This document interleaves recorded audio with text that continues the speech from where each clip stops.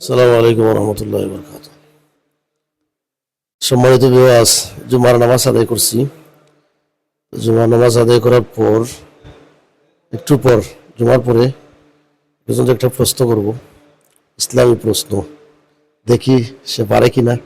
আপনারা সাথে থাকবেন, দেখি সে পারে কিনা। যদি পারে আলহামদুলিল্লাহ। তোমারও প্রশ্ন করব, ইসলামী প্রশ্ন। তুমি পারবা কিনা? ইনশাল্লাহ হুজুর, 100 অবস্থায় আপনি প্রশ্ন কররা, যদি আমার একমতে ইলিমের মধ্যে থাকে তাহলে উত্তর দিতে পারবো ইনশাল্লাহ। আচ্ছা, প্রশ্ন 1 নম্বর, 3টা কোশ্চেন করবো, 3টা প্রশ্ন। 1 নম্বর হলো, ইমানের মূল শাখা কয়টা? 4টা। কয়টা? ইমানের মূল শাখা কয়টা, মানে কয়টা জিনিসের উপর ইমান আনলে পরিপূর্ণ ইমানদার হয়ে যায়? কয়টা জিনিস? 5টা। আমি তো ইসলামের ভিত্তি জিজ্ঞাসা করি না, ইসলামের ভিত্তি কয়টা আমি জিজ্ঞেস না। আমি জিজ্ঞাসা করছি ইমানের মূল শাখা কয়টা এবং কয়টা জিনিসের উপরে ইমান আনলে পরিপূর্ণ ইমানদার হয়ে যায়। কয়টা জিনিস? এরকম কয়টা জিনিস আছে যে ইমানের মূল শাখা কয়টা? ইমানের মূল শাখা 5টা। এটা তো ইসলামের ভিত্তি 5টা। আমি তো ইসলামের ভিত্তি জিজ্ঞাসা করি না, আমি জিজ্ঞাসা করছি ইমানের মূল শাখা কয়টা, মানে কয়টা জিনিসের উপরে ইমান আনলে পরিপূর্ণ ইমানদার হওয়া যায়। এরকম কয়টা জিনিস আছে?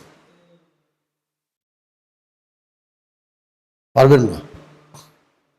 পরবর্তীটা 2 নম্বর কোশ্চেন হলো, হুজুর সাল্লাল্লাহু আলাইহি সাল্লামের গোটা জিন্দেগির বয়স কত? কত বছর দুনিয়াতে বেঁচে ছিলেন? কত বছর?